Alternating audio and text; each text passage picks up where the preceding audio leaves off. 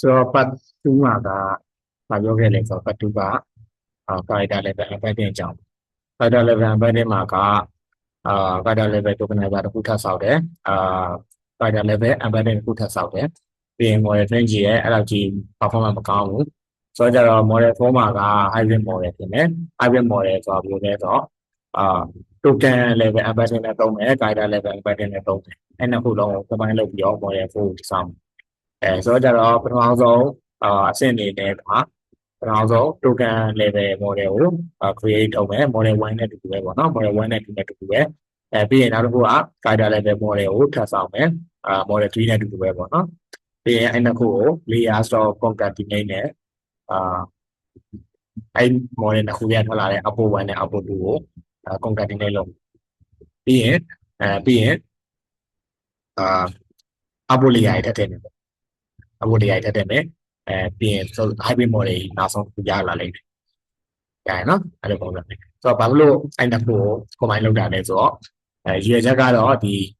token level embedding မှာလည်းသူ့ရဲ့အားသာချက်တွေရှိတယ်။ character level embedding မှာလည်းသူ့ရဲ့အားသာချက်တွေရှိတယ်။ဆိုတော့အဲ့အားသာချက်နှစ်ခုပေါင်းပြီးတော့ hybrid model တစ်ခုတည်ဆောက်တယ်။ hybrid embedding model ပေါ့နော်ဒါ embedding model classification model ကြပါထဲမှာလည်းတော့ by LSTM ပေါ့ by directional LSTM ရှေ့ကလည်းsequence ကို land လုပ်မယ်နောက်ပြန်လည်းdirection တစ်ခုကနေ land လုပ်ပေါ့ by directional LSTM model ကိုသုံးပါဆိုတော့ဘာလို့ဒီ embedding နှစ်ခုကိုပေါင်းတာလဲဆိုတော့သုဒ္ဓနာလိုပဲသူအားသာချက်ပိုပြီးရှိတယ် token level embedding မှာကျတော့ token level embedding ကဒီ meaning တွေ context တွေပြီးရင် sentence semantic တွေကိုကောင်းကောင်းဖန်နိုင်တယ်ဆိုတော့ token လိုက်ဆိုတော့ဒီကောင်တွေကိုကောင်းကောင်းဖန်နိုင်character level embedding မှာကျတော့ prefix တို့ suffix တို့အဲ့လိုမျိုးတွေကိုကောင်းကောင်းဖန်နိုင်တယ်ဆိုတော့အဲ့သူ့ရဲ့အားသာချက်တစ်ခုစီကိုအသုံးချပြီးတော့ hybrid model မှာတည်ဆောက်ဆိုတော့ဒီလိုရှင်းမယ်နားလည်မယ်ထင်တယ်ဆိုတော့ဒီအချက်ကတော့ဒီလောက်ပဲအဲ့အောင်မှ model train ကြည့်ပြီးတော့ဒီဆိုတော့ model 1နဲ့ model 3ကိုကြော်နိုင်လားဆိုတော့တစ်ချက်စစ်ကြည့်မယ် model 1ကကျတော့ရိုးရိုး token level embedding model ပဲmodel 3ကကျတော့ part 2မှာတည်ဆောက်ခဲ့တဲ့ character level embedding model ဆိုတော့အဲ့နှစ်ခုကိုအခု hybrid model ကကြော်နိုင်လားmatrix အရာ accuracy ပိုကောင်းနိုင်လားဆိုတော့တစ်ချက်စမ်းကြည့်မှာပေါ့ဟုတ်ပြီဆိုတော့ကပထမဆုံးဘာလုပ်ရမလဲဆိုတော့ပထမဆုံး token level embedding model ကိုအရင်တည်ဆောက်ရတယ်နော်အဲ့တော့အားလုံးသိပြီလားဆိုတော့ကြတော့ပထမဆုံးtoken level embedding model တည်ဆောက်မယ်ဆိုတော့ပထမဆုံးက token input model လို့ထည့်လိုက်နော် token input model ဆိုတော့ input အရင်တောင်းပါပေါ့နော်ဒီမှာ token input အရင်တောင်းမယ်ဆိုတော့ layer.input တောင်းမယ်shape ကတော့ဒီတိုင်းပဲရပြီ shape in ဒီ type က string လိုပဲရေးလိုက်ရတယ် df.solution လေးရတယ်အဲ့ဒီကမင်းကကြိုက်လို့ပေးပါကျွန်တော်တို့ input လို့ဆိုတော့ token input ရပြီအဲ့ဒါကိုကျွန်တော်တို့ကpre-train embedding pre-train token embedding ခေါ်တော့မှာပေါ့နော် pre-train token embedding universal standard အကောတာယူတော့မှာဒါပေမဲ့ကျွန်တော်တို့ model 2မှာအဲ့ဒါတက်ခဲ့ရနော်အဲ့ဒါတက်ခဲ့ဆိုတော့ကျွန်တော်တို့ကဒီတက်တာကိုဘယ်လိုဖြည့်ရှင်းလဲဆိုတော့ဒီ lambda function နဲ့ဖြည့်ရှင်းလိုက်တယ်ပေါ့ဟုတ်ပြီပြီးရင်နောက်တစ်ခုကဘာလုပ်မလဲဆိုတော့ကျွန်တော်တို့ဒီ token embedding ရလာနော် token embedding ရလာကျွန်တော် token output လုပ်မယ် token model ရဲ့ output ကိုထုတ်မယ် token model ရဲ့ output ကိုထုတ်မယ်ဆိုတော့ layer တော့ပြန်ပေါ့နော် output ထုတ်မှာဆိုတော့output ကဘယ်လိုကြည့်အောင်ဆိုတော့ output မထုတ်ခင် sorry output ထုတ်မှာပေါ့နော် output ထုတ်မှာဆိုတာကျွန်တော်တို့ output 5ခုကမသုံးသေးဘူး output 5ခုကနောက်ဆုံး hybrid model run ပြီးမှ final output ထုတ်မှာပေါ့အခုကဒီ token model ရဲ့ output ပဲနော် token model ရဲ့ output ပဲဆိုတော့ layer.dance ပြီးရင်neuron နာမည်neuron တက်မလိုက်ပေါ့နော် activation က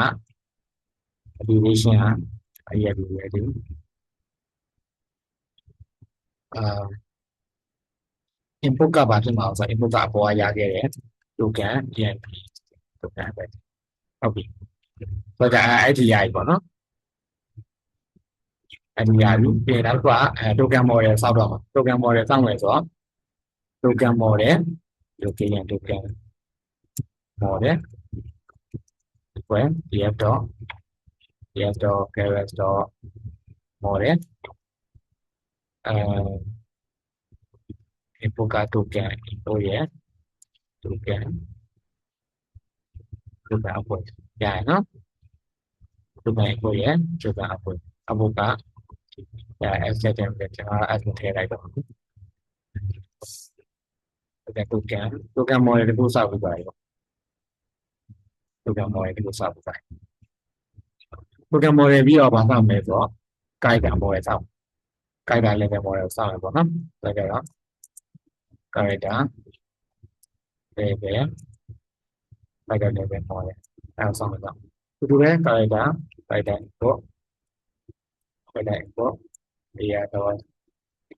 input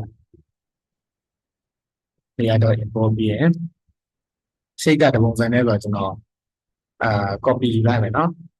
copy ယူလိုက်လို့ရတယ်ဒါပေမဲ့ရေးလိုက်ပါမယ် shape အများကြီးလေးပါဖြစ်နေဆိုဒီ type က string လို့ရေးလို့ရတယ်နော်ဒီလိုဆိုတော့ character input okay ရပြီဆိုတော့ character input ပါနော်အဲ့ဒါကိုကျွန်တော်တို့ကအပေါ်မှာကျွန်တော်တို့ character vector လိုက်တာစောက်ခဲ့ပြီးသားဆိုတော့ character vector လိုက်တာစောက်ခဲ့ပြီးသား character embed စောက်ခဲ့ပြီးသားဆိုတော့အဲ့ဒီထဲတွေကိုပဲ import လုပ်လိုက်အောင်အများကြီးမခက်ဘူးနော်ဆိုတော့ character vector လိုက်တာဆိုတော့ဝင်ဝတ်တာ vector လိုက်တာနော် character vector ဝယ်ratio character de character vector လိုက်တာပေါ်ဆုံးက character input ကိုအဲ့ဒီထည့်ပြောဒီရလာတဲ့ character vector ကို BCT ဟို character vector ကိုcharacter embed en character embed ထဲကိုထည့်character embed ထဲကို character db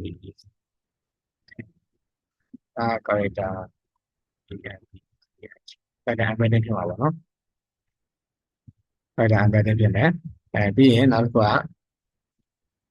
ကျွန်တော်တို့ by lstm ကို run တော့ဒီမှာ by lstm ကို run မှာဆိုတော့character by lstm character by lstm when layer dot by direction နဲ့ပုံမလာနော် model နာမည်မေ့နေ by direction နဲ့ပဲနော် sorry layer ဘယ်နှခုထားမလဲဆိုတော့ default ပဲထားလိုက်မယ်နော် sorry default 25လောက်ပဲထားလိုက်မယ် default 25ဆိုတော့ layer dot lstm default အဲ့ဒါပဲထားလိုက်ပါမယ်အဲ့ဒါပဲထားလိုက်ပြီးရင် input ကဒီမှာပါထည့်မယ်ဆိုတော့ဒီမှာ input ကပေါ်ရခဲ့တဲ့ character enpedtm ပဲတိုင်းပဲဖြစ်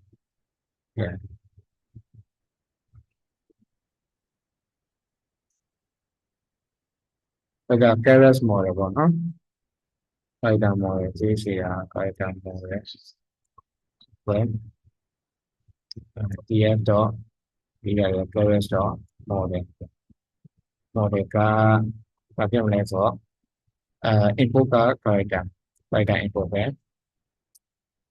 input က character input ပဲဖြစ်ပြီးတော့ output ကဒီ character by lstm ဆိုlstm နာမည်ပေးခြင်းနာမည်ပေးခြင်းကြာနာမည်မပေးတော့ဘူးနာမည်ပေးတယ်တော့ကြတော့နှစ်ခုစောက်ပြီးသွားပြီcharacter model လည်းစောက်ပြီးသွားပြီcharacter model လည်းစောက်ပြီးသွားပြီtoken level model လည်းစောက်ပြီးသွားပြီပေါ့အဲ့နှစ်ခုကို concatenate လုပ်မှာဆိုတော့token character concat ပေါ့နော် model နှစ်ခုကို concatenate လုပ်တော့ကြတော့ token ရဲ့ character ရဲ့ concat လုပ်မှာဆိုတော့ဒီမှာ layer တော့ concatenate နေရာတော့ concatenate ဘယ်နှစ်ခုကိုလဲဆိုတော့ ဘယ်နှစ်ခုလဲဆိုတော့token level တော့ output နဲ့guider model တော့ output အဲ့ output နှစ်ခုကို concatenate လုပ်ပါဆိုတော့နာမည်ညင်ပေးလိုက်နာမည်ပါပေးနာမည်ပါပေးမယ်ဆိုနာမည်ထားတာ concatenate လုပ်ပါဆိုပြီးtoken model ထွက်လာတဲ့ output နော်သူကထွက်လာတဲ့ output နဲ့ဒီ character model ကထွက်လာတဲ့ output ကို concatenate လုပ်ဆိုတော့နာမည်ပေးလိုက်မယ်တခုtoken character hybrid ပေါ့အဲ့လိုနာမည်ပေးလိုက် token character hybrid အဲ့ဒါကိုဆက်ထုတ်ညောင်ဆရာတခုပါသွားတယ်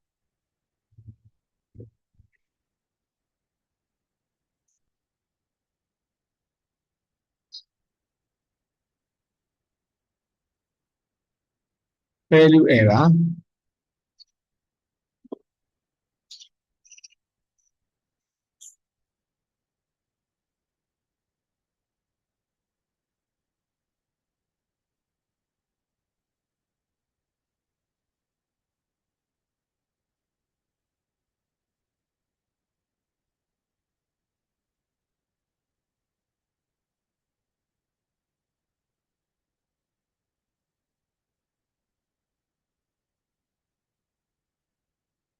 မဆိုင်တော့ပါဘူးဒီတော့ string ပေးရ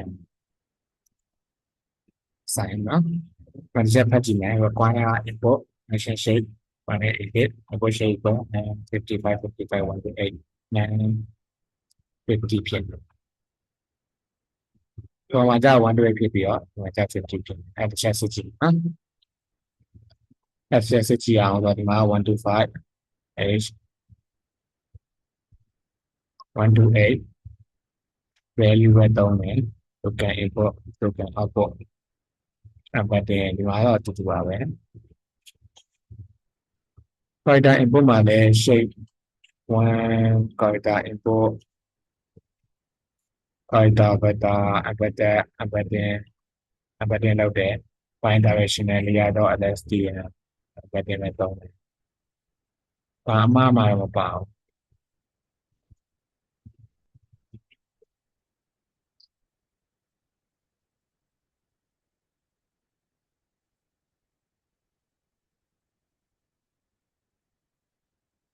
နည်းနည်း55ရဲ့နည်းမှာဒီမှာ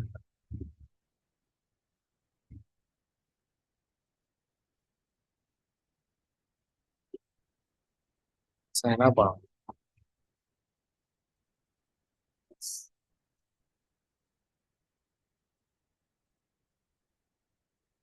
မြင်ကြည့်လာအောင်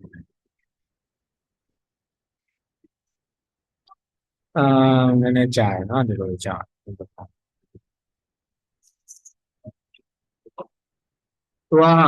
ပုံခက်လောက်တာမှာဘောဆိုင်မကူလို့တယ်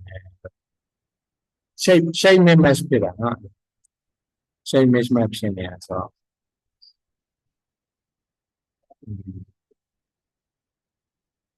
ဘယ်လိုဖြစ်လို့ရလဲဒီကောင်နဲ့ဒီကောင်ရဲ့ကြည့်ရမယ်ချက်စစ်ကြည့်အောင်ပါ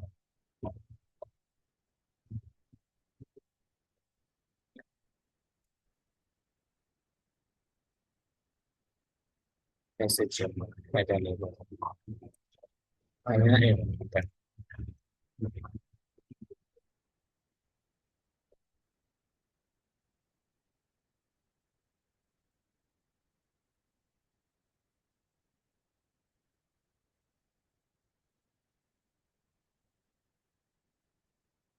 ဟောနေအောင်ဆက်စစ်ကြည့်ဒီမှာ S ပါတယ်မှာပါဘူးတော့ပါဒီမှာ S ထည့်ပြန်ဒီမှာじゃအခုမြန်အောင်ဒီပါရသွားဆိုတော့ S ကြံခဲ့ရနော် period name မှာပါ sorry ပါရသွားပြီဆိုတော့ concat လုပ်လိုက်ပြီနော် concat လုပ်သွားလိုက် concat လုပ်လိုက်ပြီဆိုတော့ရပါပြီဆိုတော့ concat လုပ်ပြီးသွားပြီ concat လုပ်ပြီးတော့ဘာလုပ်မလဲဆိုတော့ကျွန်တော်တို့ကအဲ့လိုပေါင်းလိုက်ပြီပေါ့နော်ပေါင်းလိုက်ပြီးသွားရင်ဒီ drop out layer လေးတော့ထည့်ပြန်တယ်ပေါ့နော် drop out layer drop out layer ဘာအတွက်ထည့်ရလဲဆိုတော့ drop out layer ကoverfitting ကိုကာဝယ်ဖို့နော်အဲ့ drop out layer က တဲ့ရေးမပါတဲ့ neuron တွေကိုတော့အာဖြုတ်လိုက်တာပေါ့ပိတ်လိုက်တာအဲ့သဘောပါပဲအဲ့ဒါကြောင့် dropout တွေကလေးထည့်ပြီးရယ် dropout တွေကဟောတူဒီကံဟိုဖြစ်မှာဆိုတော့ dropout တွေကတစ်ချက်ထည့်ပြီးရယ်ပြီးရင်ကျွန်တော်နည်းနည်းတော့လမ်းလောက်ရမယ်ပေါ့နော်လမ်းလောက်ရမယ်ဆိုတော့ dance layer လေးနဲ့နည်းနည်းလမ်းလောက်ရမယ် dance layer နည်းနည်းတော့ကျွန်တော် combine dance and layer တော့ dance layer လေးနဲ့နည်းနည်းလမ်းလောက်ရမယ်နေရာလာသုံးလိုက်မယ် activation က ready ပဲပေါ့နော်နာမည်ပေးခြင်းလည်းပေးလိုက်ပေါ့ combine dance layer ဆိုတော့နာမည်ပေးခြင်းလည်းပေးလိုက်ပေါ့နော်ရတယ်အဲ့လောက်ကြီးကိစ္စမရှိဘူးပေါ့မပေးဘူးဆိုလည်းမပေးရမပေးနဲ့ပေါ့နော်နောက် input ကဘာဖြစ်မှာဆိုတော့လာတဲ့ combine ဘာတော့ဖြစ်နေပြီးရင် dropout လေးပဲထည့်ထည့်လိုက်ပေါ့ dropout ထည့်ထည့် dropout ကောက်ွယ်ဖို့အတွက် dropout ထည့်ထည့်လိုက်မယ်ဒီမှာကျတော့ combine တန်းဖြစ်သွားတယ် combine တန်းဖြစ်သွားတယ် combine တန်းဖြစ်သွားပြီးနောက်ဆုံး output လေးရ output လာ output လေးမှာ yes output လေးရကြတော့ဒီကတော့တန်းပဲsequence 5 1 2 အခုမှာ activation က solve ဆက်ပါကြည့် question လည်း solve မှာပဲဒီ final တော့ပါ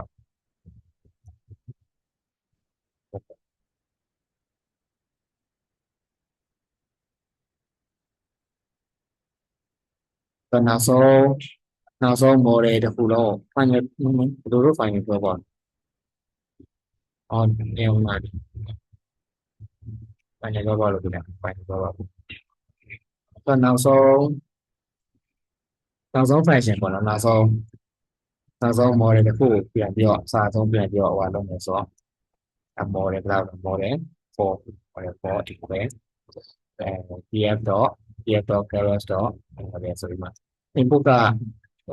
ကဘယ်လိုရှိအောင် input ကနောက်ပါရဲဆိုတော့token model input နဲ့ guider လည်းပဲ guider model input ပြန်အဲ့ထည့်ပေါ့ token model ရဲ့ input လည်းထည့်ရမယ်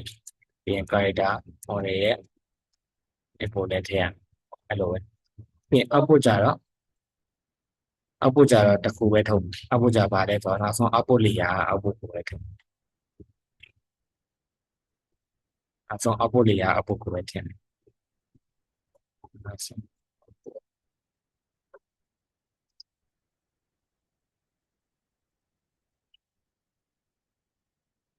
output layer output ကိုပဲထည့်မယ်နာမည်ကြတော့လုပ်ပေးလိုက်ဟုတ်ပြီ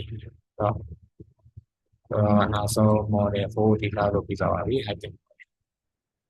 model 4 hybrid model ဒီလောက်ပြီးသွားပါပြီဆိုတော့ combine လုပ်မှာပေါ့နော် combine ကရမ်းခါ combine ကတော့ဒီကျွန်တော် combine loss က categorical cross pntr ဒီoptimizer ကြတော့ optimizer သူက paper ထဲမှာဗာတုံးထားတယ်ဆိုတော့မင်းတို့ paper ဖတ်ကြည့်လိုက်ရင်ပြီးလိမ့်မယ် paper ထဲမှာ df.carots. optimizer တော့ paper ထဲမှာ sgd တော့ဘာလဲ sgd ကြံပေးတာဒီမှာအခုကအခြား model တွေမှာလည်းဒါသုံးကြတော့အပြန်လဲသုံးလိုက် okay ပေါ့နော်ဒီပါ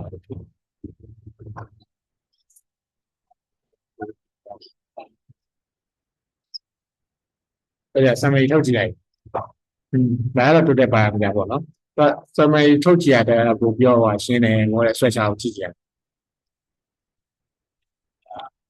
model structure ကိုကြည့်တယ်ပေါ့နော် model structure ကိုကြည့်မယ်ဆိုရင်ဒီတောင်းလေးနဲ့ထုတ်ကြည့်လိုက်ဒီပဲရှင်းရှင်းလေးပြောအဲ့တော့ model plot လောက်တာပေါ့နော် model plot လောက်တာဆိုဒီမှာဆိုရင် guider input ရှိမယ် token input ရှိမယ် token input မှာက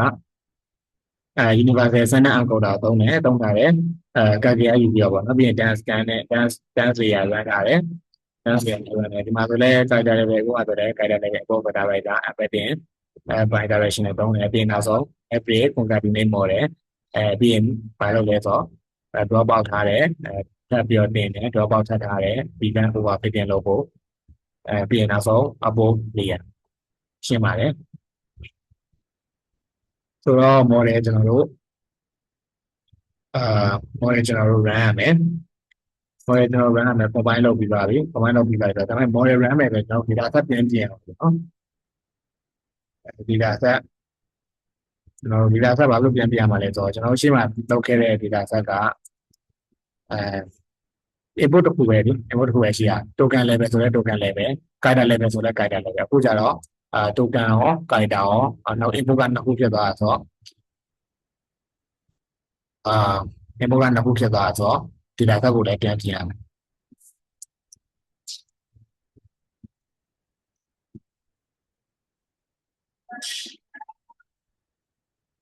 data set ကိုပြန်ပြီး process လုပ်ရမယ်ပေါ့နော်ဒီ data set ကိုပြီး process ပြန်လုပ်ဖို့အတွက်အများကြီးတော့လိုပါဘူးနောက်ဒီ slide ပေါ့နော်prefab data set လုပ်တယ်လို့ပဲတော့ပြန်ပြလိုက်မယ် training training character နဲ့ token data ပေါ့နော် training character နဲ့ token data အဲ့ဒါကိုဘယ်လိုလုပ်မလဲဆိုတော့ df.data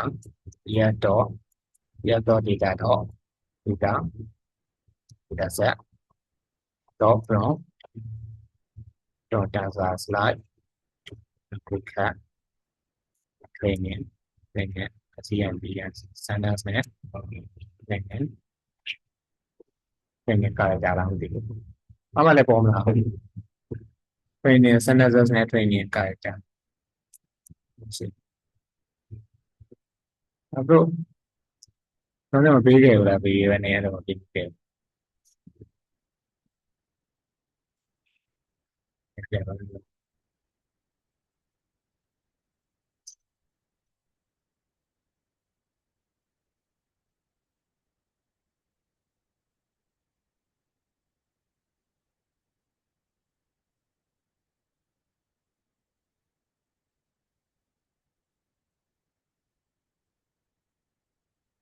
ဘာလို့မရှိရတော့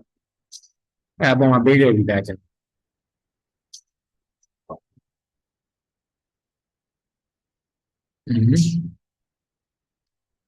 အကုန်ပြန်လာရမယ်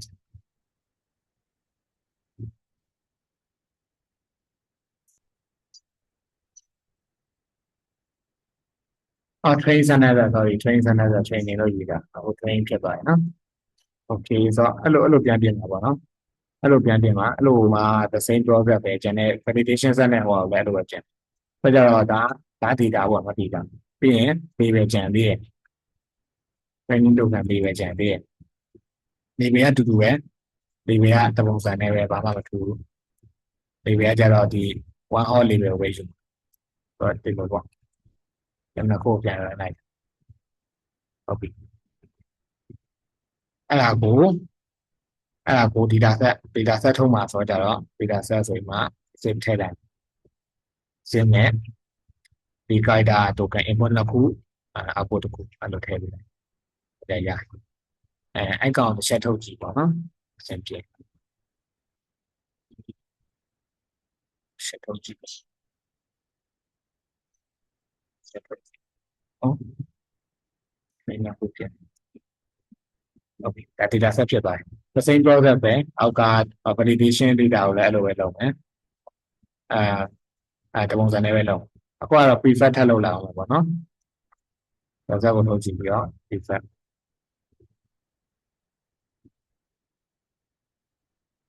ထပ်လုပ်လာကြိုက်ပါဒီတော့အဲ့ဒါ prefab data set ဖြစ်သွားတယ် branch ထုတ်တာတွေပါပတ်1မှာကြီးအကုန်ပြောပြီးသားနော် prefab ရော branch ကော auto join ရောဒီ front data slide ကောအဲ့ဒီ function တွေရဲ့ function တွေ method တွေရဲ့အကြောင်းကိုပြောပြတာဆိုတော့ the same process ပဲ validation တွေပါရဲ့အကုန်လုံးကိုလည်းအဲ့ဒီပုံစံနဲ့ပဲလုပ်ဒါကြကျွန်တော် copy paste လိုက်တော့ copy ပဲရေးလိုက်တော့မယ်ဒီတိုင်းတော့ကျွန်တော် data set ပြင်ပြီးသွားပြီပေါ့နော် data set ပြင်ပြီးသွားပြီတော့ model ဖြစ်တော့ model ဖြစ်လိုက်မယ် model ဖြစ်လိုက်မယ် value error တက်တယ် value error ဘာလို့တက်တာတော့ဆိုတော့ကျွန်တော်တခုမှားခဲ့လို့ဖြစ်နေပြီပေါ့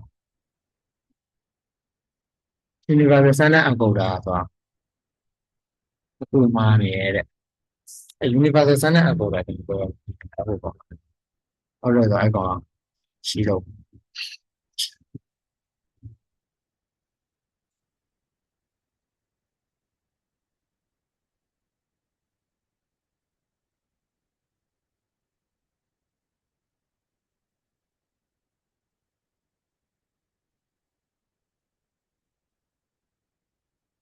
ဒီမှာခဏလေးနော်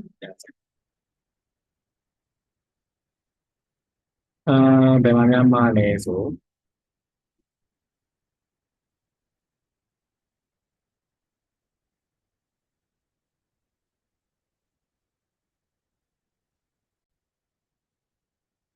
ဟုတ်ပြီ file တက်သွားတယ်ဆိုတော့ကျွန်တော်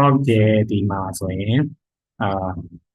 ဒီမှာဆိုရင် token import မှာက universal standard encoder ကသူက input တောင်းတာကြတော့input တောင်းတာတစ်မျိုးပေါ့နော် nan ကောမှာဒီလိုတောင်းတာ input သူ့ရဲ့ input shape ကဒါပေမဲ့ကျွန်တော် define လုပ်ပြီးတော့token model ကို create လုပ်တော့ကျွန်တော်ရဲ့ input shape ကဒီလိုဖြစ်နေတာကျွန်တော်ရဲ့ input shape ကဒီလိုဖြစ်နေတယ်ဒီလိုဖြစ်နေတဲ့အကြောင်းကျွန်တော်ကဒီ input shape ကို flat layer ဖြစ်အောင်ဒီလိုလေးပဲထားပေးတယ်အဲ့လိုပေါ့နော်အဲ့ကြတော့ကျွန်တော်ကို model train လို့ရသွားတယ် input shape တူသွားတယ်ဆိုအဲ့ဒီပေါ့ပါပဲဆိုကြ model train အောင်မှဆောက်တယ်ပေါ့နော် accuracy ကတော့ 0.7 ရောက်ပြီဆိုတော့ပြီးလောက်သွားပြီပေါ့နော်ဟိုကောင်မျိုးကြော်နိုင်သွားပြီဟိုကောင်မျိုးကြော်နိုင်သွားပြီဆိုတော့ကျွန်တော်တို့နောက်လာမယ့်model 4 evaluate လုပ်မယ်ပေါ့နော် evaluate validation data နဲ့ပေါ့နော် validation data token set တူပါပဲevaluate လုပ်မယ်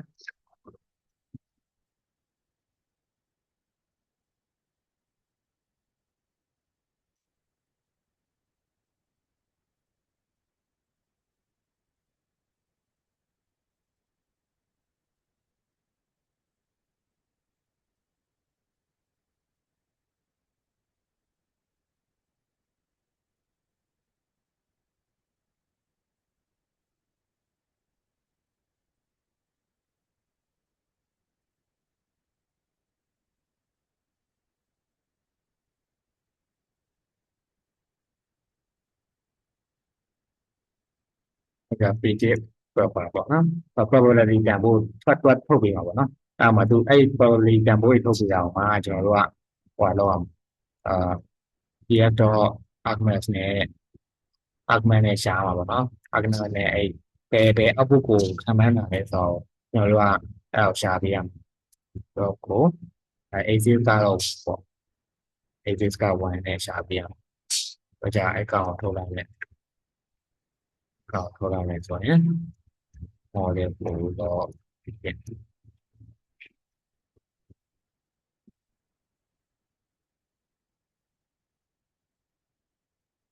ကြာလိုက်တယ်โอเคရ